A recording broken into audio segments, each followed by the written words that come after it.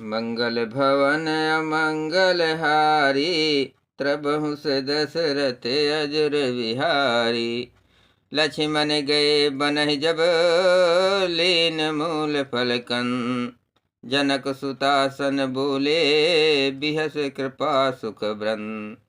लक्ष्मण जी जब कंद मूल फल लेने के लिए वन में गए, तब अकेले में कृपा और सुख के समूह श्री रामचंद्र जी हंसकर जानकी जी से बोले, सुनहु प्रिया व्रत रुचिर सुशीला, मैं कछु करब ललित नर लीला। तुम पावक महु करहु निवासा, जो लगी करो निशाचर नासा। हे प्रिय, हे सुंदर प्रतिव्रत धर्म का पालन करने वाली सुशीले, सुनो मैं अब कुछ मनोहर मनुष्य लीला करूँगा। इसलिए अब जब तक मैं राक्षसों का नाश करूं, तब तक तुम अग्नि में निवास करो। जब ही राम सब कहा बखानी, प्रभु पद धरि ही अनल समानी। निज प्रतिबिंब राखिता सीता, तैसे शील रूप सुबीनीता। श्री रामचंद्र जी ने ज्यों ही सब समझ कर कहा, त्यों ही सीता जी प्रभु के चरणों को हृदय में धारण कर अग्नि में समा गई। सीता जी ने अपनी ही छाया मूर्ति वहां रख दी, जो उनके जैसे ही शील स्वभाव और रूप वाली तथा वैसे ही विनम्र थी। लक्ष्मण हूँ ये मरम न जाना, जो कछु चरित रचा भगवाना। दशमुख गयो जहाँ मरीचा, अनाय मात स्वार्थ रत नीचा। भगवान ने जो कुछ लीला रची, इस रहस्य को लक्ष्मण जी ने भी नहीं जाना। स्वार्थ परायण और नीच रावण वहां गया जहाँ मरीच था और उसको सिर नवाया। नवनी नीच कै अति सुखदाई, नवनि नीच कै अति दुखदाई। अजिम अंकुश धन उरग बिलाई, भयदायक खल कै प्रिय बानी। अजिम अकाल के कुसुम भवानी। नीच का झुकना नृपता भी अत्यंत दुखदाई होता है, जैसे अंकुश धनुष सांप और बिल्ली का झुकना। हे भवानी, दुष्ट की मीठी वाणी भी उसी प्रकार भय देने वाली होती है, जैसे बिना ऋत के फल। मंगल भवन अमंगल हारी, त्रबहु दशरथ अजुर बिहारी। करी पूजा मारीच तब सादर पूछी बात, कवन हेत मन व्यग्यते अक्सर आयो तात। तब मारीच ने अपनी पूजा करके आदर पूर्ण बात पूछी, हे तात, आपका मन किस कारण इतना अधिक व्यग्र है और आप अकेले आए हैं। दशमुख सकल कथा तेहि आगे, कही सहित अभिमान अभागे। हो कपट मृग तुम छलकारी, अजहि विधि हरि आनो नृपनारी। भाग्यहीन रावण ने सारी कथा अभिमान सहित उसके सामने कही और फिर कहा, तुम छल करने वाले कपट मृग बनो, जिस उपाय से मैं उस राज वधु को हर लाऊं। तेहि पुनि कहा सुनहु दस सीसा, ते नर रूप चराचर ईसा। तासो तात बयरु नहीं कीजय, मारे मरहि जियायहि जीजय।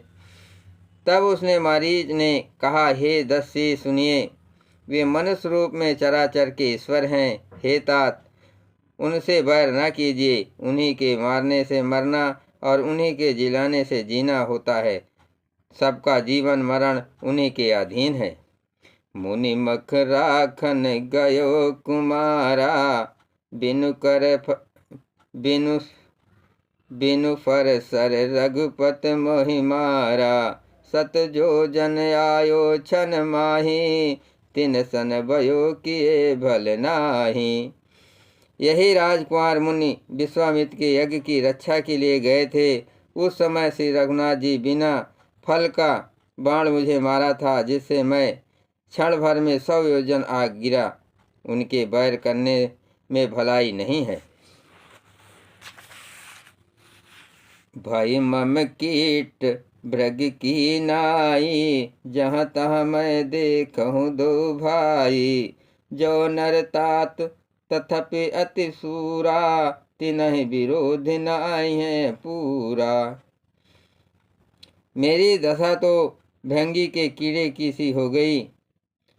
अब मैं जहाँ तहाँ श्री राम लक्ष्मण दोनों भाइयों को ही देखता हूँ। और हे तात, यदि वे मनुष्य हैं तो भी बड़े सूरवीर हैं। उनसे विरोध करने में पूरा ना पड़ेगा, सफलता नहीं मिलेगी। मंगल भवन अमंगल हारी, त्रबहु से दशरथ अजुर बिहारी। जेहि ताड़ का सुबाहो हति, खंडियो हर को दंड। खर दूषण तीसरा बध्यो, मनुज की अस बरिबन। जिसने ताड़का और सुबाह को मारकर शिव जी का धनुष तोड़ दिया और खर दूषण और त्रिशा का वध कर डाला, ऐसा प्रचंड बलि भी कहीं मनुष्य हो सकता है।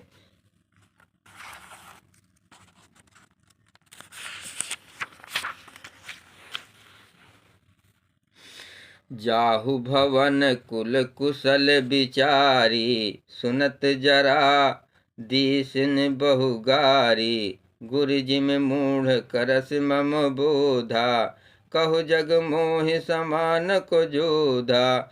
अतः अपने कुल की कुशल विचार कर आप घर लौट जाइए। ये सुनकर रावण जल उठा और उसने बहुत सी गालियां दी। दुर्वचन कहा, अरे मूर्ख, तू गुरु की तरह मुझे ज्ञान सिखाता है या? बता तो संसार में मेरे समान योद्धा कौन है?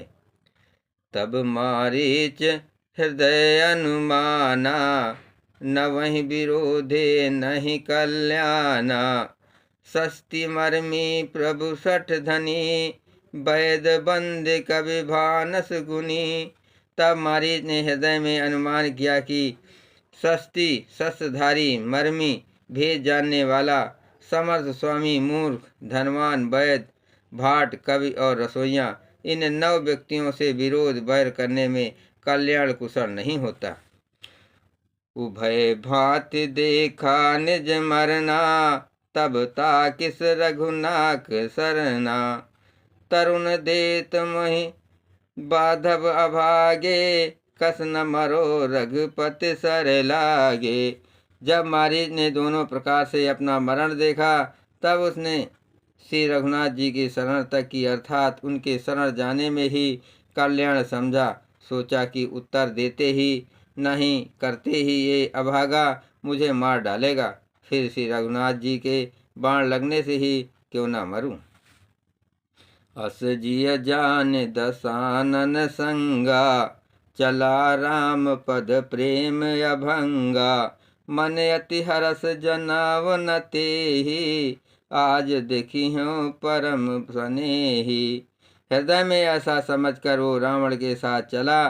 श्री रामचंद्र जी के चरणों में उसका अखंड प्रेम है। उसके मन में इस बात का अत्यंत हर्ष है कि आज मैं अपने परम स्नेही श्री रामचंद्र जी को देखूंगा, किंतु उसने ये हर्ष रावण को नहीं जनाया। मंगल भवन अमंगल हारी, त्रबहु से दशरथ अजुर बिहारी। निज परम प्रीतम देख लोचन, सुफल कर सुख पाहियो। श्री सहित अनुज समेत कृपा निकेतक पद मन लहियो। निर्वाण दायक कूद जाकर, भगत अब सही बस करी। निज पानि सर संधानि सो, मोहि बधय सुख सागर हरि। वो मन ही मन सोचने लगा, अपने परम प्रीतम देकर नेत्रों को सफल करके मुख सुख पाऊंगा। जानकी जी सहित और छोटे भाई लक्ष्मण समेत कृपा निधान श्री रामचंद्र जी के चरणों में मन लगाऊंगा, जिनका क्रोध भी मोक्ष देने वाला है और जिनकी भक्ति उन अवश्य किसी के बस में न होने वाली स्वतंत्र भगवान को भी बस में करने वाली है। आहा, वे ही आनंद के समुद्र श्री हरि अपने हाथों से बाण संधान कर मेरा वध करेंगे। मम पाछे धर धावत धरे सरासन बाण, फिर प्रभर बिलोकियो धन नमो समयान। धनुष बाण धारण किए मेरे पीछे पीछे पृथ्वी पर पकड़ने के लिए दौड़ते हुए प्रभु को मैं फिर कर देखूंगा। मेरे समान धन दूसरा कोई नहीं है। तेहि बन निकट दशानन गयऊ, तब मरीच कपट मग भयऊ। अति विचित्र कछु वरन न जाई, कनक देह मन रचित बनाई। जब रावण उस वन के जिस वन में श्री रघुनाथ जी रहते थे निकट पहुंचा, तब मारीच कपट मृग बन गया। ये अत्यंत ही विचित्र था, कुछ वर्णन नहीं किया जा सकता। सोने का शरीर मणियों से जड़कर बनाया था।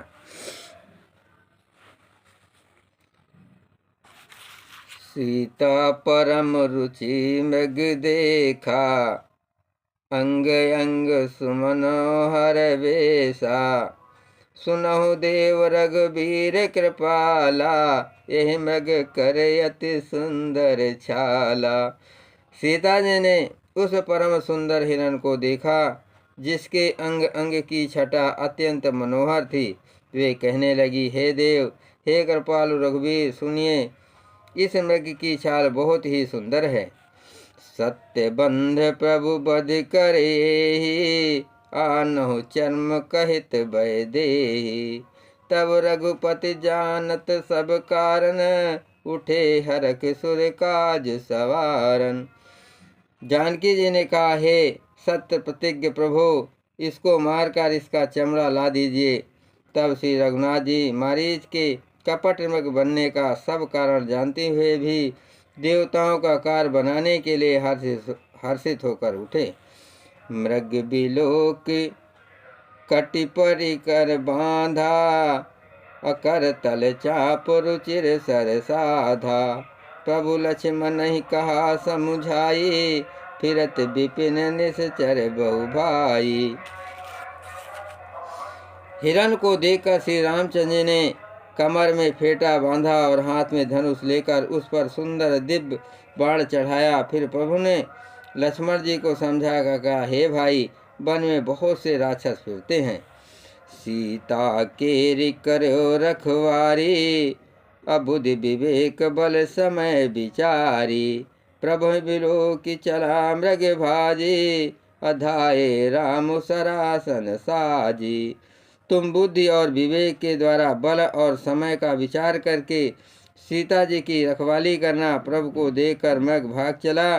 श्री रामचंद्र जी भी धनुष चढ़ाकर उसके पीछे दौड़े।